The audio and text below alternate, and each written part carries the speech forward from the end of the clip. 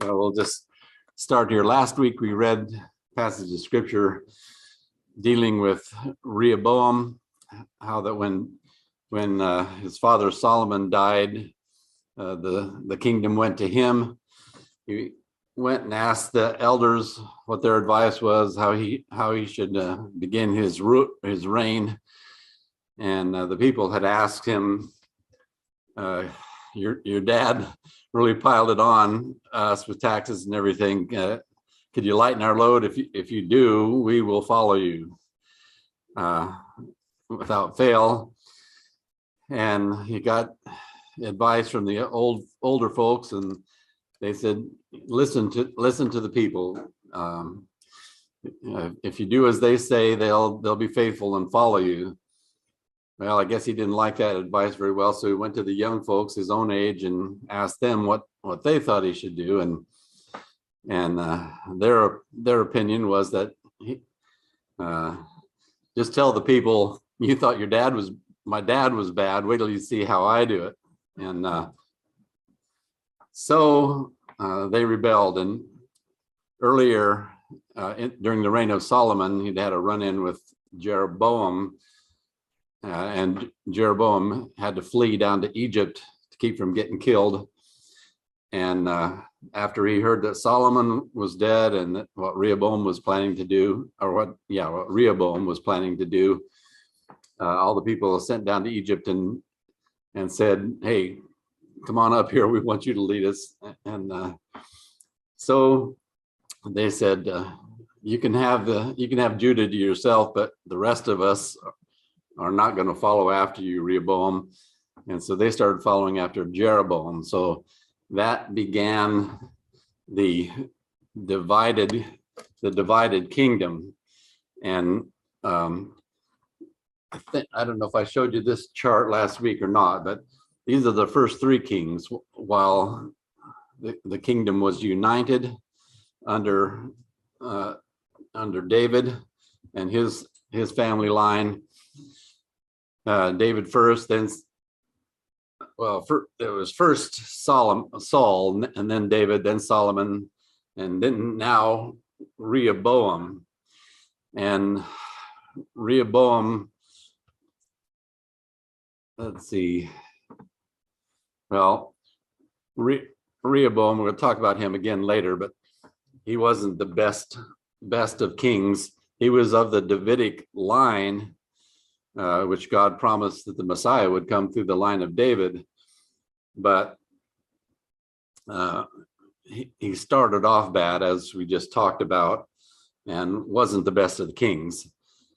So what I want to do next is follow all the kings, just a snapshot of all the kings of Israel, while Israel still was a nation, and then we'll go through all the kings of Judah.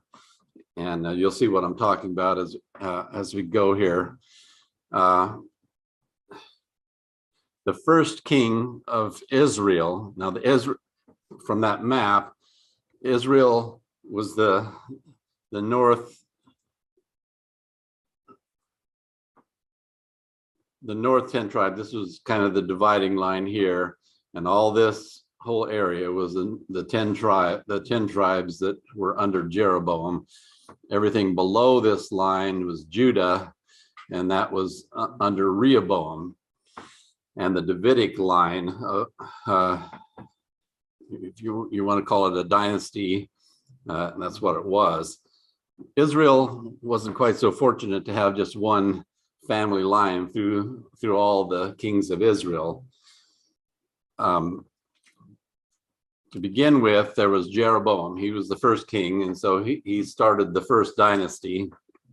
And a dynasty, for those that may not know, is just the line of kings that are all, father, then the son becomes king, then the next son becomes, following the family line. And so when I say dynasty, that's what I'm talking about. Jeroboam, he's the one that led the rebellion that divided the kingdoms, and he reigned in Israel for 22 years and then died of natural causes. One of the things that he did was he set up golden calves at Bethel and Dan. He didn't want the people going to Jerusalem to worship anymore, because then they would start maybe being followers of Rehoboam and not him. So he set up golden calves, give them something to worship. Now, why he chose golden calves, I have no idea, but we all know where the golden calves came from. And that was from Egypt, and they were idols. And then he also set up his own feast day and his own priests. Now, these priests weren't of the Levitical priesthood. He just set up his own, and he needed a feast day. Didn't want it to be the same as that Judah was doing in Jerusalem, so he set them all up himself. So obviously, starting off, he's bad. He wasn't the worst by any stretch, but he was a bad king. And as we're going to see as we go through the kings of Israel, there aren't any good ones, not even one. They all are bad, and you'll see why as we go. The next king was Nadab, and that was Jeroboam's son, Nadab, not the same Nadab of Nadab and Abihu that we remember those names. But the Bible tells us that he walked in the ways of his father. He reigned in Israel for 2 years, and then was killed by Baasha, who was going to be the next king. And he was not a son of Jeroboam, so this dynasty lasts for 2 kings, Jeroboam and Nadab. And so this Nadab is going to be assassinated by the one that's going to become the next king, assassinated along with his whole family. So as you can see, since he walked in the ways of his father, he was bad too. And then the next king, Baasha, he didn't start off too good. He's the one that assassinated Nadab. He also walked in the ways of Jeroboam, who made Israel to sin. These are things that the Bible tells us about him. And all of these things that I'm putting in the brown writing are just short little things that the Bible tells us about each of these kings. As you can see, he reigned over Israel for 24 years. So he was a king for quite a while, and then died of natural causes, at least. I don't know if anybody wanted to mess with him, since he had assassinated the previous king. You could tell he was a fairly ruthless kind of guy, but he was bad. Walked in the ways of Jeroboam, which means idolatry. So then his son, Elah, became king, and he provoked God to anger. And now he's going to be assassinated by Zimri. And so this dynasty, the house of Baasha, is only going to last 2 kings. We're told that Elah reigned in Israel for 2 years. Then he was assassinated. One of his officials got him drunk and killed him at his house in Ezra. So I'm not sure I'd want to be a king of Israel. There's a lot of intrigue going on and plots and stuff like that.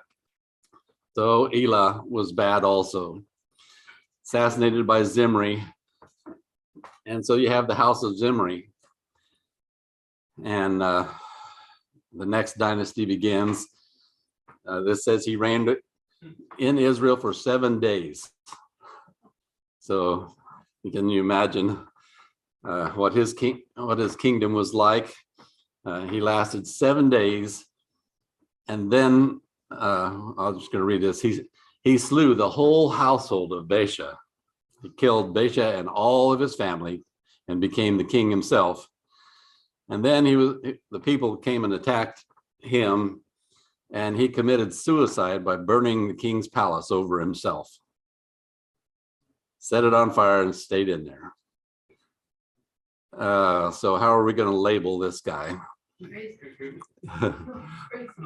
Yeah, not only bad, but he was crazy. So anyway, that's the house of Zimri. Now we have the next, well, the House of Zimri wasn't even a dynasty because there was only one person. But so he kills himself after 7 days, and Omri becomes the next king. He reigned in Israel for 12 years and died of natural causes. He built the city of Samaria, what you know of Samaria, where Jesus went to the Samaria and met the Samaritan woman. That city was built by Omri, and that's where he set up his king's palace, and he reigned from there. But he was worse than all those that were before him, and that's according to the Bible. He was worse than all the rest, and so we'll label him extra bad, because that's what the Bible says about him. Well, then his son came up behind him, and obviously we've heard of Ahab before. He did more evil than all that were before him. He married Jezebel, who was one of the worst women in the Bible. He fights with the Syrians and spares Ben-Hadad, who was the king of the Syrians. He's going to live to regret that. But he's the one that also, if you remember, he took Naboth's vineyard because Jezebel wanted it, and he ended up taking Naboth's vineyard. That's just one of the small things that he did. He did a lot of stuff. He reigned in Samaria for 22 years, and then he was shot by an archer during a battle at Ramoth Gilead, and he died after he got back into Samaria. He died of that wound. See a lot of similar thinking in the Islamic world today. Don't disagree with somebody, kill them. They want something, what you got, take it. And yeah, things haven't changed a lot. People are people. Yeah, good or bad. Anyway, we could talk a long time about Ahab and the things that happened with Ahab. Elijah. Well, I think I mentioned that here in a second, with the prophets of Baal and that sort of stuff. But anyway, we're labeling him the worst. He was just really bad king. And so then the next king, oh yeah, I knew I put it in there somewhere. During his time is when Elijah met the priests of Baal, and they had a duel. Okay, you set up your altar, I'll set up mine to the God of Israel. You set up yours to Baal, and we'll douse them with water, and then you pray and see if you can get Baal to light the fire, and I'll see if I can get God to light the fire and see who wins. And we all know Elijah won, set the altar on fire and burned up the other altar, and then all the prophets of Baal were killed. And anyway, that was during the reign of Ahab, the worst king Israel had.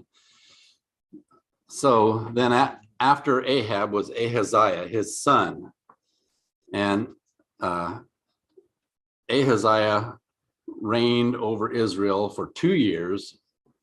The way he died was he fell through the lattice of his upper room and injured himself. And then Elijah the prophet told him that he would never leave his bed and he would die on it. And so we have Elijah the prophet with Ahaziah also. Ahaziah, we're told, walked in the way of his father. He was bad. The reason I'm saying all these things, just going briefly over all these kings, is to get the general impression that we've been getting in all this study so far of how well are the people doing following God. And as we can see, not so well. And there are consequences, as we'll see. Those are the two things I want you to remember. Don't follow God, there are consequences. That's what the book of Revelation is all about, which we're going to be talking about probably after we get back from Arizona. Okay, so during Ahaziah's reign, Elijah was translated. The chariot came, got him, and took him away. And that left Elisha to take his place. And Elisha takes over, and works with the kings as a prophet. So the next king is Joram. He was another son of Ahab, not as bad as Ahab and Jezebel. That doesn't mean he wasn't bad. He just wasn't as bad as Ahab and Jezebel. He reigned over Israel and Samaria for 12 years. And then he was killed by the next king, Jehu, another one of those assassinations. And so we also are told that Moab rebelled, but were pushed back with the help from Jehoshaphat, the king of Edom. Jehoshaphat was the king of Judah at the time. And so not very many times Judah and Israel worked together, but when Moab rebelled, both kings worked together, and they elicited the king of Edom as well to push back Moab. But there's always troubles when you start allying yourself with foreigners. And anyway, then there was war with Ben-Hadad of Syria, and the nation Israel and Joram were saved via Elisha. Elisha interceding on his behalf, and then later on there was another war with Hazael of Syria. So you can see Joram isn't having a very good time as a king, having wars after wars after wars.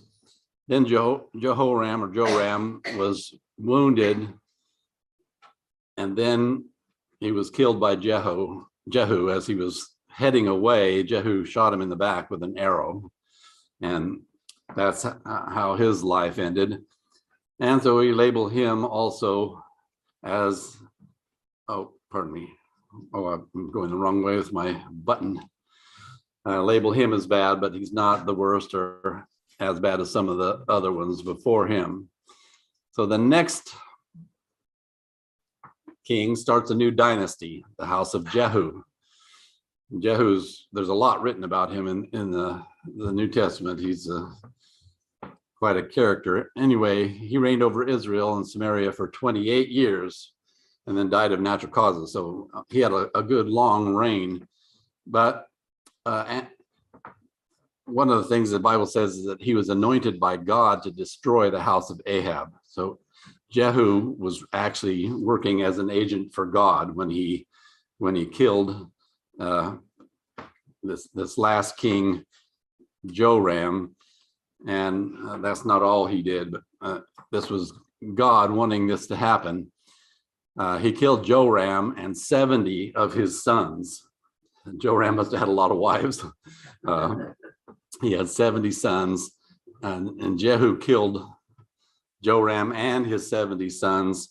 He killed Ahaziah, the king of Judah. He killed Jezebel, who we all know, killed Jezebel. He killed all Baal worshipers by tricking them into coming to a big worship for Baal and then burning the place down, killed them all. He destroyed the temple of Baal, which was a good thing, and he stamped out Baal worship, which also was a good thing. But he still followed after Jeroboam, after his calf worship.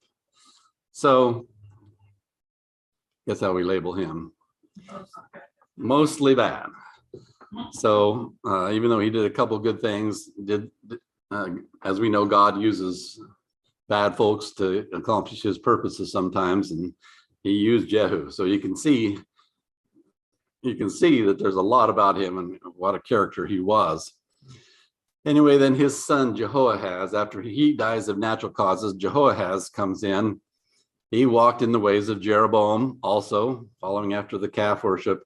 He reigned in Israel for 17 years and then also died of natural causes.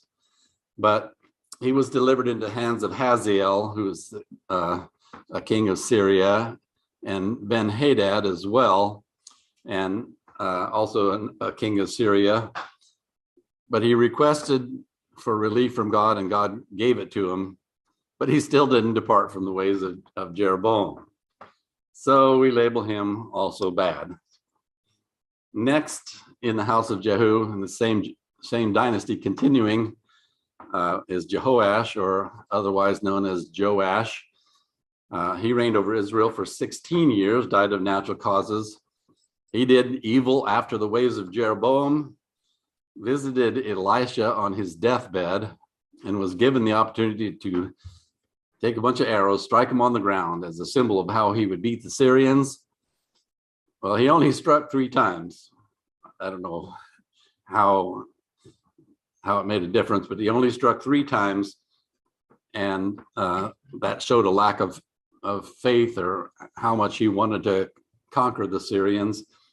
So then he met and captured Amaziah of Judah, spoiled the temple, broke down part of the wall. So going against Syria, he didn't have as much faith as he should have had when given an opportunity by Elisha.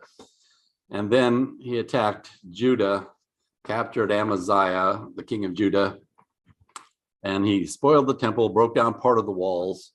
And so obviously we label him as bad as well. Then next comes Jeroboam the second Jeroboam.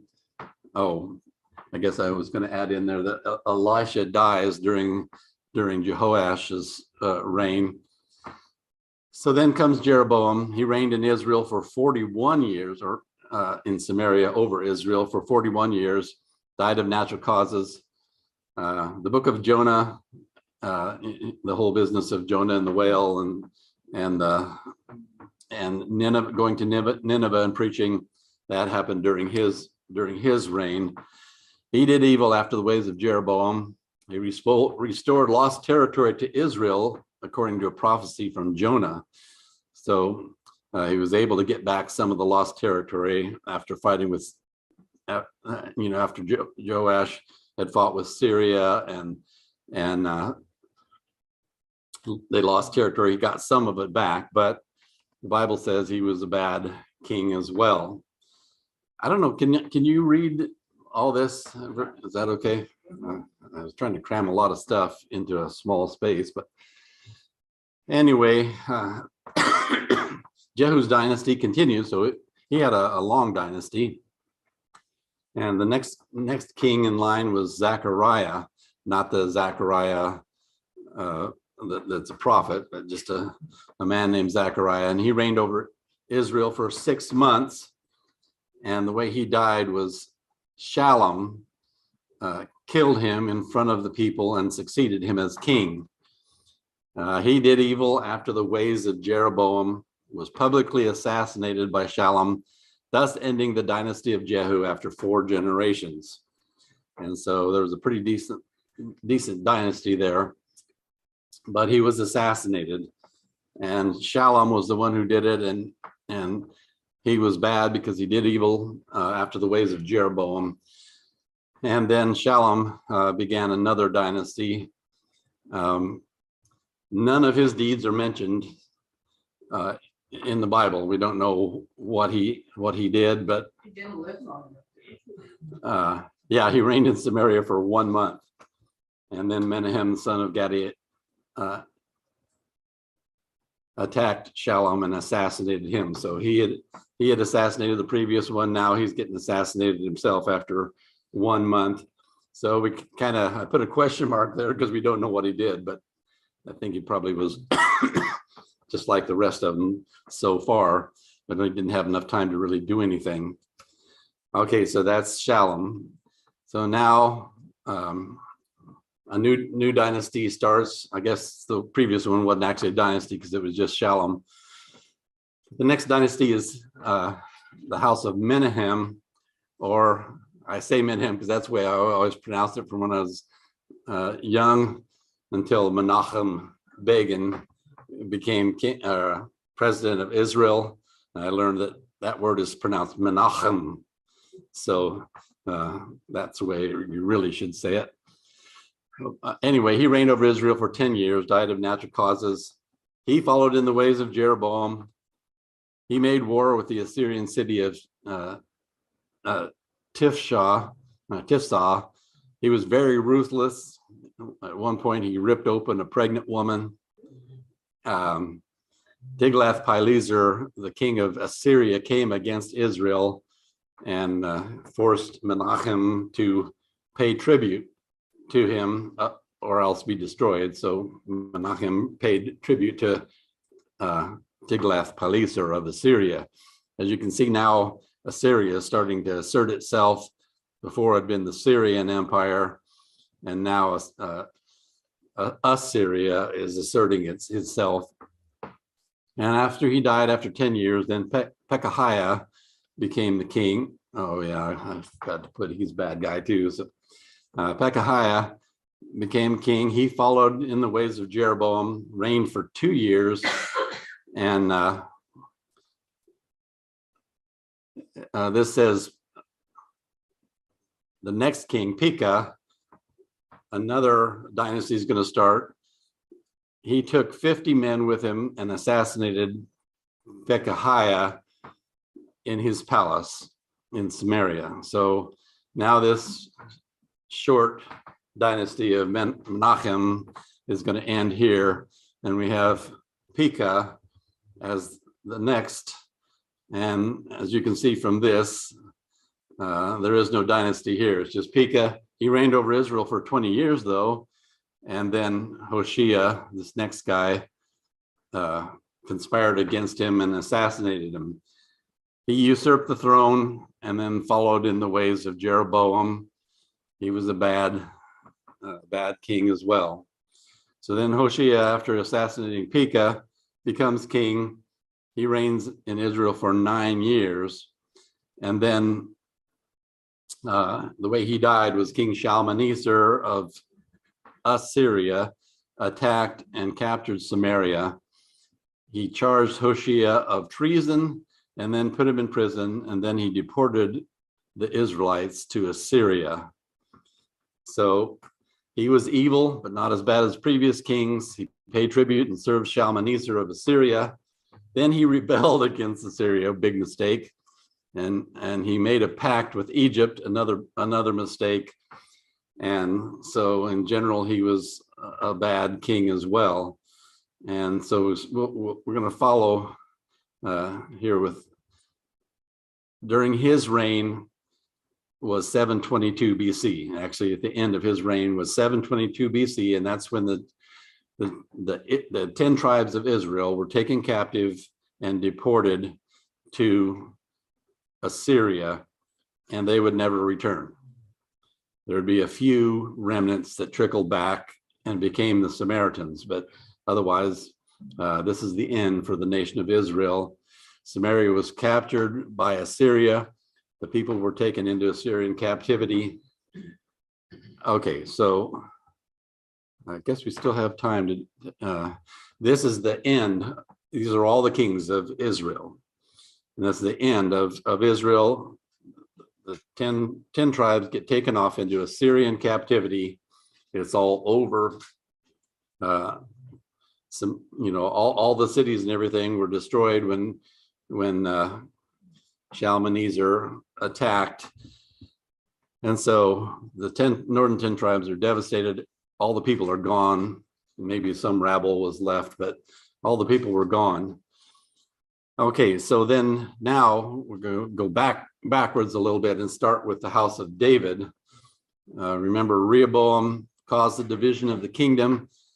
He was at war with Jeroboam the whole reign and allowed idolatry to continue. And Shishak, the Pharaoh of Egypt, took gold from the temple. He attacked Jerusalem, and to get him to go away, they let him take gold from the temple.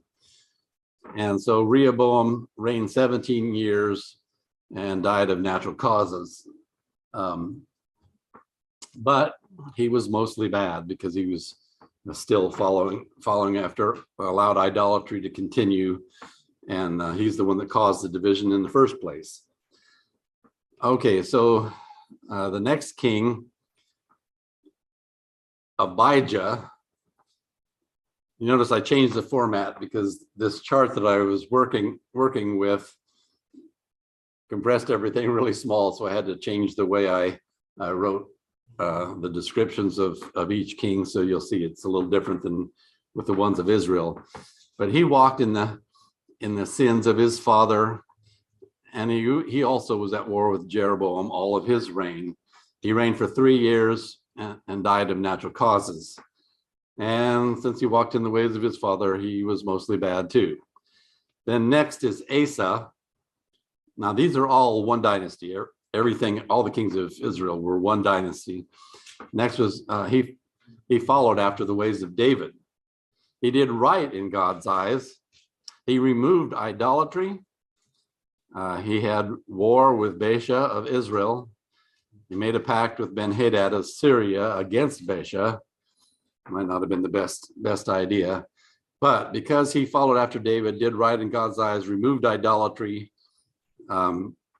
says he reigned for 41 years, and then he died of a severe foot disease.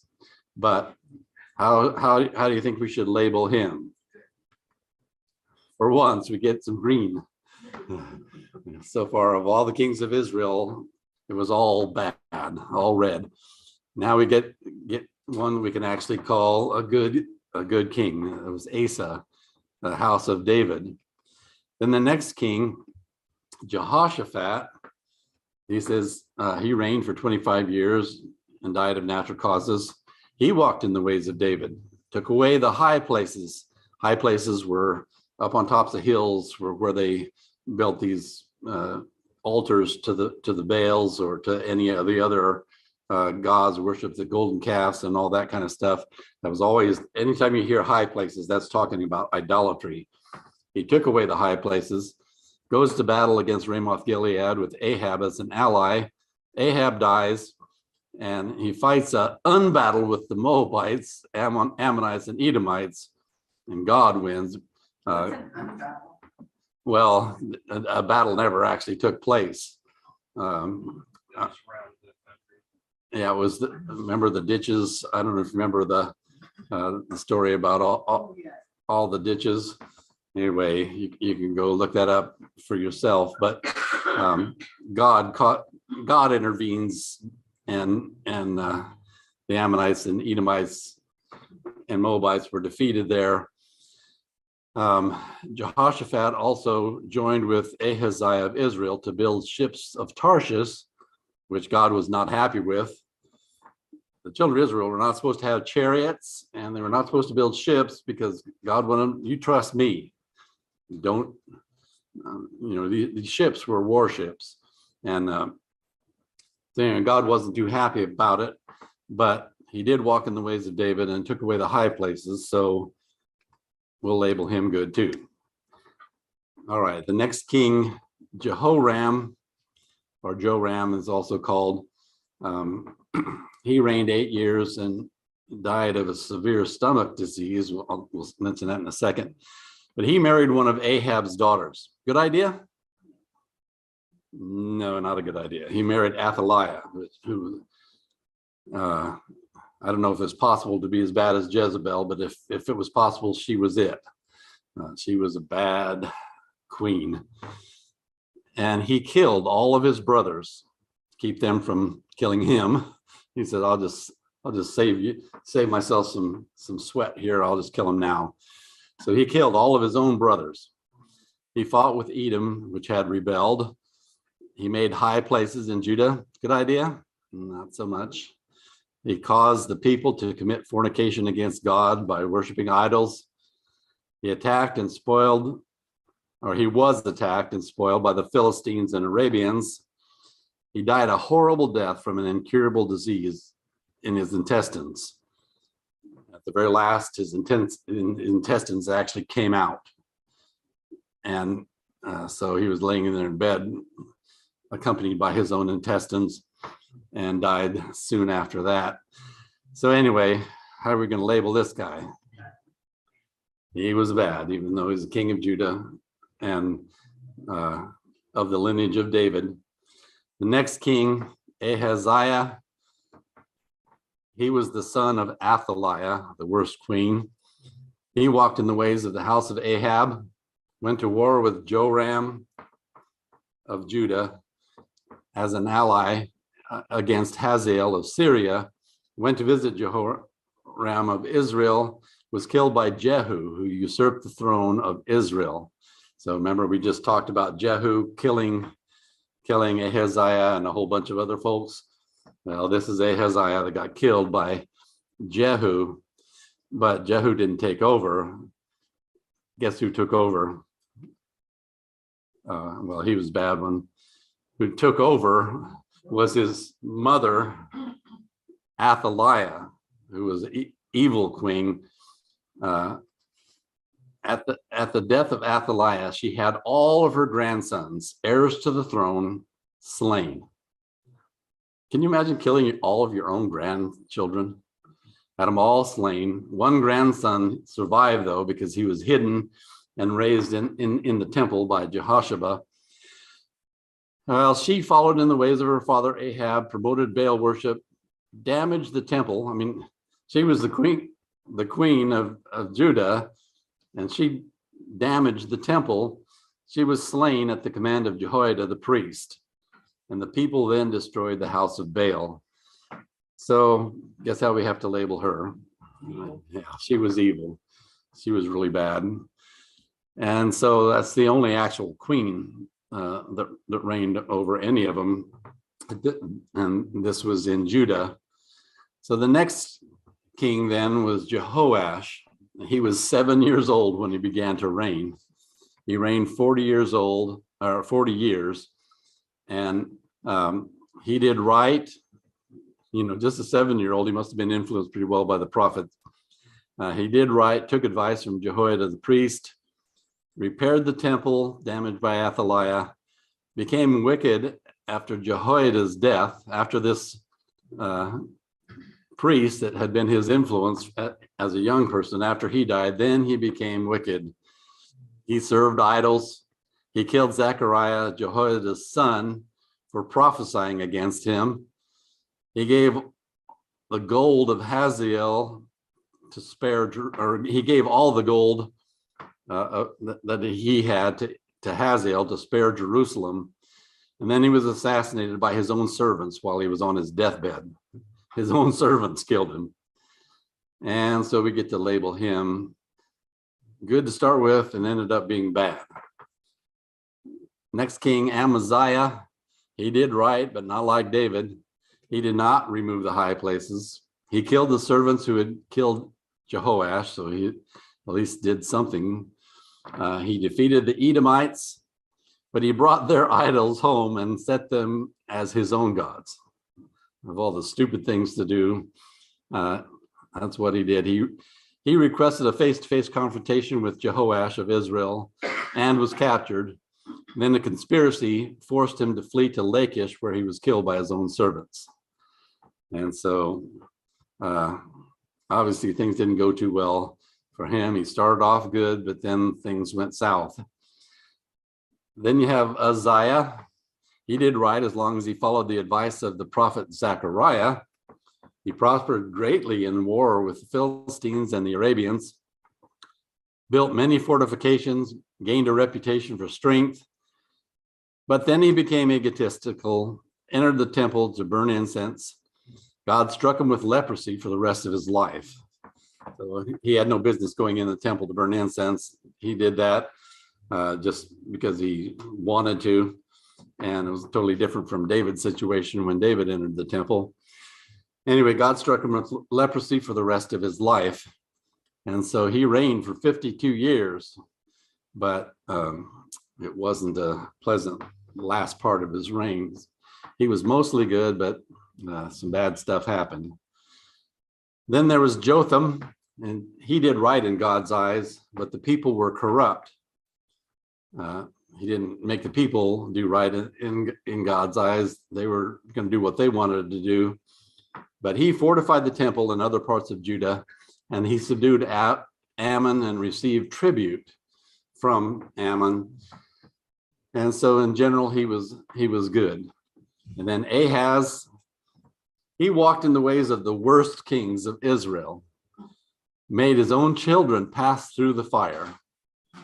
Baal or Moloch worship, where they actually sacrificed their own child. in the fire. And he practiced much idolatry. Then he was attacked by Pekah of Israel and Rezin of Syria. Captives were taken, and then later they were returned. But he asked help from Tiglath-Pileser of Assyria and gave him the treasure from the temple to get his help. And then Tiglath-Pileser conquered Damascus, but did not help Ahaz against Moab and Philistia. So even though he'd given them all the gold, he said, I'll help you with the Syrians, but I'm not going to help you against Moab and Philistia. So then he also made a copy of an altar from Damascus and placed it in the temple. He moved the bronze altar over and put in its place this copy of a Syrian altar from Damascus, and desecrated the temple also in other ways. And so we have to label him, well, wait a minute. Why did I went backwards. We have to label him as wicked. I mean, sacrifice his own children. Yeah. And then there was Hezekiah. After one of the really bad ones, then there's Hezekiah, who reigned 29 years, died of natural causes.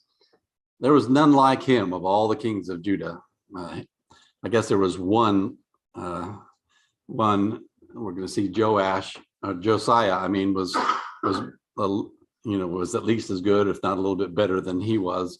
But he removed idolatry from the land and served God. He rebelled against Assyria. He was king when Israel went into captivity. So in 722 BC, when Israel went off to captivity, Hezekiah was the king, and Sennacherib was one of the Shalmaneser was the king, and then it became Sennacherib. Sennacherib, I think he was a general at the time. He attacked Jerusalem as well, and when he did, it says Jerusalem was besieged by Sennacherib, and God kills 185,000 Assyrian soldiers in the night. If you remember that they were going to attack Jerusalem, and in the middle of the night, 185,000 soldiers died in their tents. And the lepers, remember, they were under siege, and they said, well, we got nothing to lose. We may as well go out and see if we can get some food from the Assyrians. And they went out and found everybody dead. And so they were eating all their food and thinking how great that was. And then they started thinking, wait a minute, what's God going to think if we're sitting here gorging ourselves and all the people in Jerusalem are starving? So they went in and told them, and anyway, that's that story. And so it was Hezekiah was the king when that happened. But then the Assyrians were left, took off without taking Jerusalem. And Hezekiah was told by Isaiah that he would die. And he prayed to God and was spared. And he was given a sign. The sun went backwards 10 degrees. Remember that story? That was Hezekiah. He showed one thing he did that was not too bright. He showed all the kingdom's valuables to visitors from Babylon. This angered God, and he was told by Isaiah, the prophet, of the coming Babylonian captivity. So the Babylonian captivity was coming. Well, I'm going to have to wait till next week to finish the last few kings of Judah. Does anybody have any questions or? Good or bad? Oh, next. He gets a bonus extra good. He was one of the best. We're going to see one of the last kings was Josiah, and he was really the best one of all. Any questions, comments? Okay, well, thank you for your attention. I'm glad I was able to stand up the whole time, so I got a little wind back. All right. So next